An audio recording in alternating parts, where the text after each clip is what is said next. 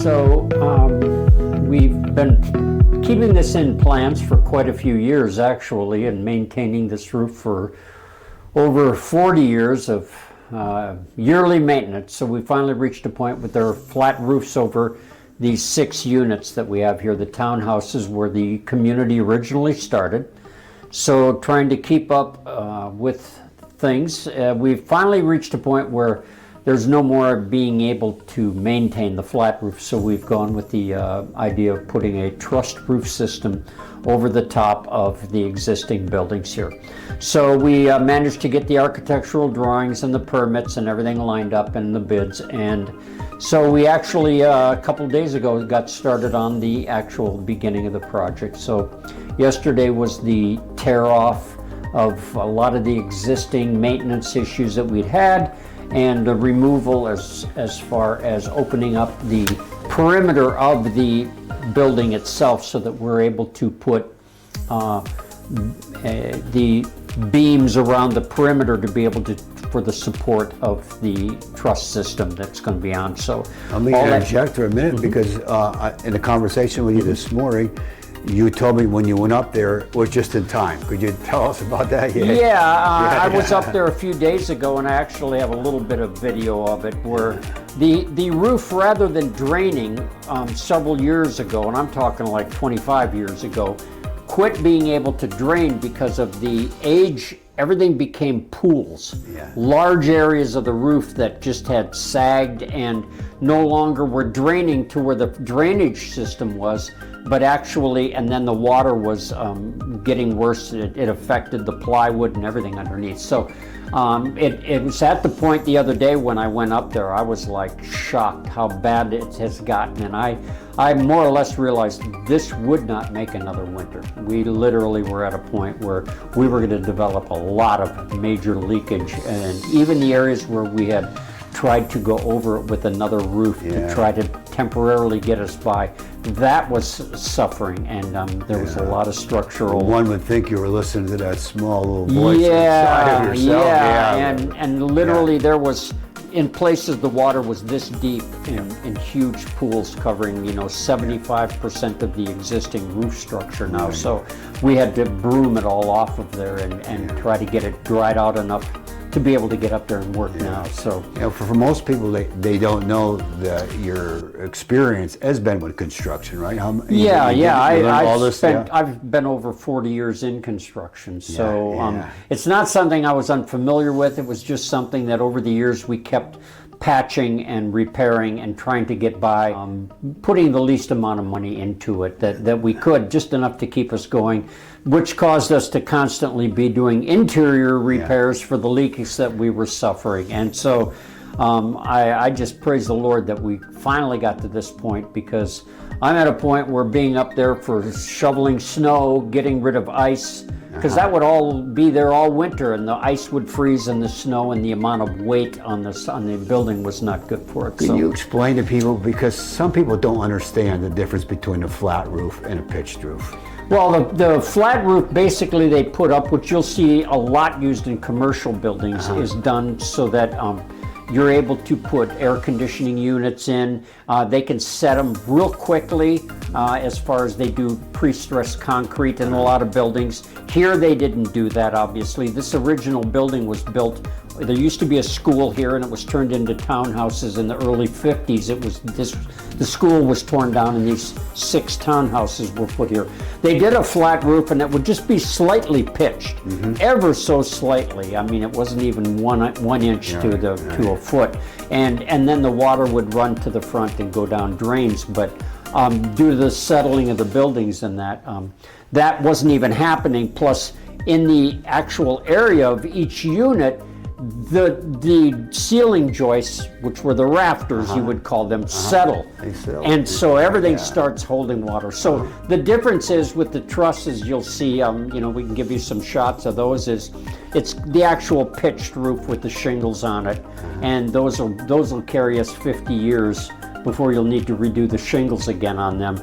And it allows a much quicker drainage of the water, and we'll be able to use the regular gutter systems going with the commercial gutter systems and everything on that. So basically I will not be up there 12 times a year, winter, summer, spring, and fall. Right. And then we won't have the interior damage as well that we're constantly having to make up.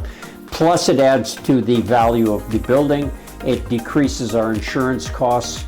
Having a new roof, not having to worry about water damage being done, or the possible even collapse of ceilings, you know, you could encounter with that kind of weight on them. So, And you'll never have to worry about this again as long as you live. no, it's like I was up there brooming the roof the other day going, last time, Lord, I am so blessed, and we're so grateful that He gives us the means to be able to. And through the years, there has been damage. It's come down through. And just could you just tell Even us the about- main chapel, the main scope of chapel that where the damage, the Lord is kept, and where it all started, and where He wrote His name in that chapel, and you can read about it, you know, in the church history. That one, I've probably been in that ceiling with buckets underwater dripping and loons in the paint, and having to take sheetrock down and re-insulate and re-drywall. That's happened in at least 5 of the units, especially towards the front of the structure. So that's been over and over and over again. Matter of fact, in Father Paul's room, just this last year, we had big pieces of sheetrock collapse and came down on him. Luckily, he wasn't sleeping at the time. Right. But you know, so you're constantly being made aware of that, and it's maintenance to be done. So. Well, let's go outside and we'll look try to at get it. a few shots, and you take can it. see from a And I distance just or want to whatever give what we're doing. everybody a here of the main house where everything started. This is the from 106 to, right here. It just started. We were just standing in 104, and as we go through again, we are now going to be in 108, and after 108, we've gone through to again the wall, and we're now in 110. So we have all these units were the original place where we worship together. This is the kitchen where everybody received those goodies after the services, and those wonderful ladies who made it all for us. And now you can see all the way through. You can see the little altar area there that people would walk down to and get their anointing and get blessed. And this is the original house. This is the place that the Lord sent us to. And up the steps here in 106, we'll show you is the chapel. But here is the altar in which also a miracle took place on. And when this was anointed, this altar, oil just supernaturally just welled up from it, and it came over the sides, and people were just bathing themselves in the oil, anointing themselves, and taking their cloths and take it home and anointing their families with it. But this is just a special place, just a special anointing, and we're so glad that we are able to furnish, you know, a new roof for this house. Praise God. So we're going to go outside now. As we go out the door here in 106, we come out, and light should change some, and this is pretty much the back veranda here where everybody would sit after fellowships and have a good time and get to know one another. And here now is Come on up here. We're going to walk up to the parking lot, so you can get a good visual on this today. Yep.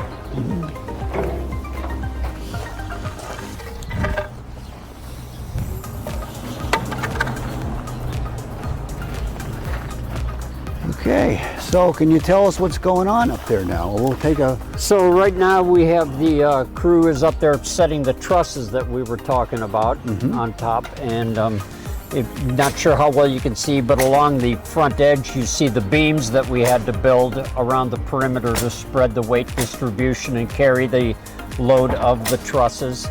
So right now they're securing the trusses in place.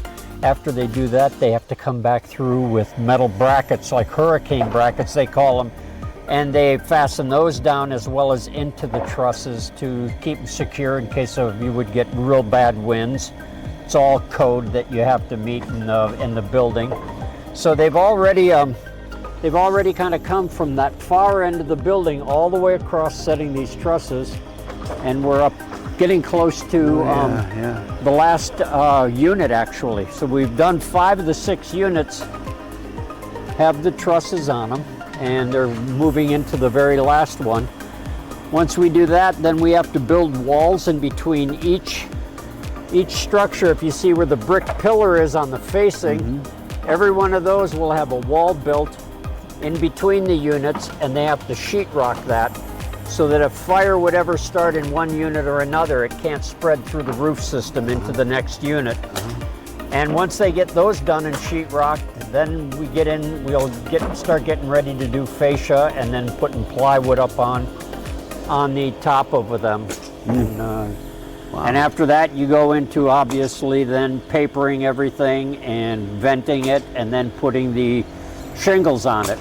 In the meantime, on the inside, we have several pipes that need to be carried up through ventilation pipes for the plumbing, as well as the pipes to carry up the heat, the fumes from the furnaces and the water heaters, that type of thing.